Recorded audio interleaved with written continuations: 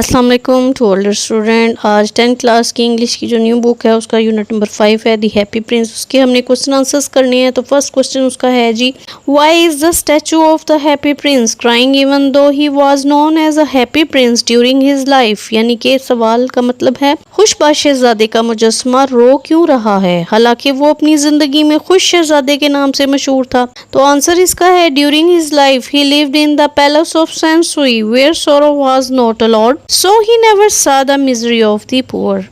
After death, placed high on a column, he can see all the suffering and ugliness of the city which make his leaden heart weep. यानी अपनी ज़िंदगी में वो Sansui के महल में रहता था जहाँ गम को दाखिल होने की इजाज़त नहीं थी, इसलिए उसने गरीबों की मुसीबत कभी नहीं देखी। मरने के बाद जब उससे बुलंद सुतून पर लगाया गया तो वो शहर के तमाम दुख और बदसूरती देख सकता था, जिससे उसका शीशे का दिल रो पड़ा। क्वेश्चन नंबर 2 है, What motivated the swallow to delay his journey to Egypt and help the happy prince? अबाबिल को मिस्र के सफ़र में ताख़ीर करने और खुशबाश शहजादे की मदद करने पर क्या चीज़ मजबूर कर रही थी? Answer is the swallow is moved by pity when he sees the prince crying. The prince's kindness, sadness and request to help the poor touch the swallow's heart, so he stays and becomes the prince messengers. जब अबाबिल शहजादे को रोता देखता है तो उसे रहम आ जाता है। शहजादे की मेहरबानी, उदासी और गरीबों की मदद की दरख्वास्तें अबाबिल के दिल को छू लेती हैं, इसलिए वो रुक जाता है और शहजादे का कासिद बन जाता है। Now the question number 3, describe the first act of kindness that the happy prince and the swallow performed together. खुशबाश शहजादे और अबाबिल का मिलकर किया गया पहला नेकी का काम कौन सा था उसको बयान करें। Answer, the first act of kindness was giving the Ruby from the Prince sword hill to the poor seamstress.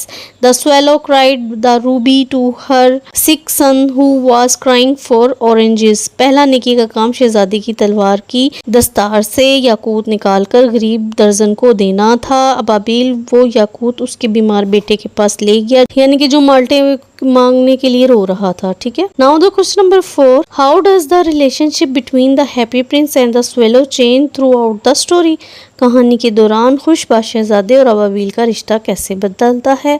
Answer is, at first the swallow was just a passerby, but after seeing the prince tears he became his friend and loyal messenger.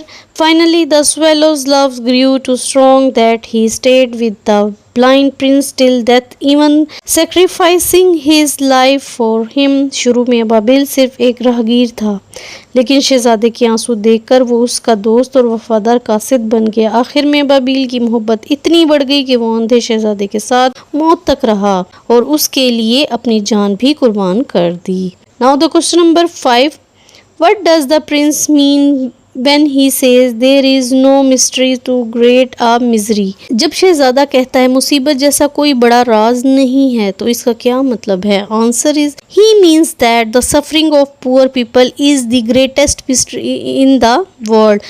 While rich people enjoy life, the pain and struggle of the poor is something deep and hard to understand. इसका मतलब ये है कि गरीब लोगों का दुख दुनिया का सबसे बड़ा राज है। जब अमीर लोग जिंदगी से लुत्फ उठाते हैं और गरीबों का दर्द और जद्दोजहद एक गहरा राज है जिसे समझना मुश्किल है। Now the question number 6, why does the prince ask the swallow to strip off his gold leaf by leaf?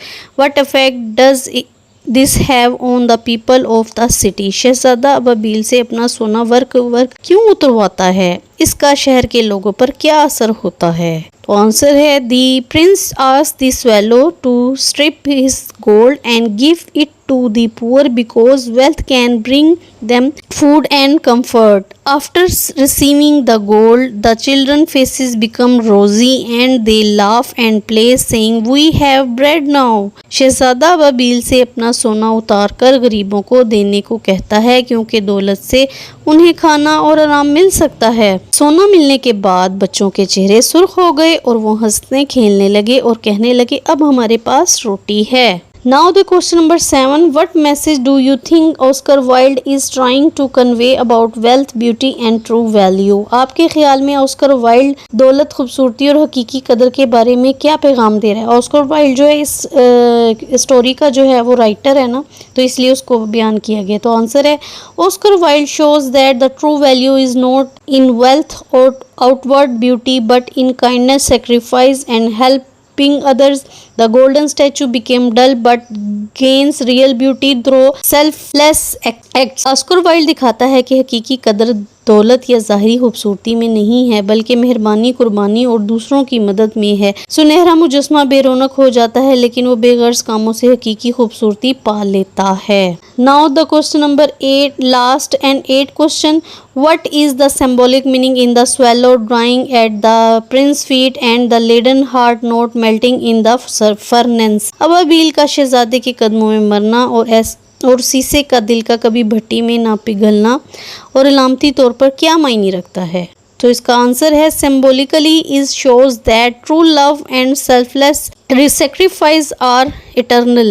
God values the swallow loyalty and the prince compassionate heart more than gold, so both are taken to heaven. अलामती तौर पर यह दिखाता है कि सच्ची मोहब्बत और बेगर्ज कुर्बानी लाजवाल है। अल्लाह अबाबील की वफादारी और शहजादी की हमदर्द दिल को सोने से ज़्यादा कदर देता है, इसीलिए दोनों को जन्नत में ले जाता है।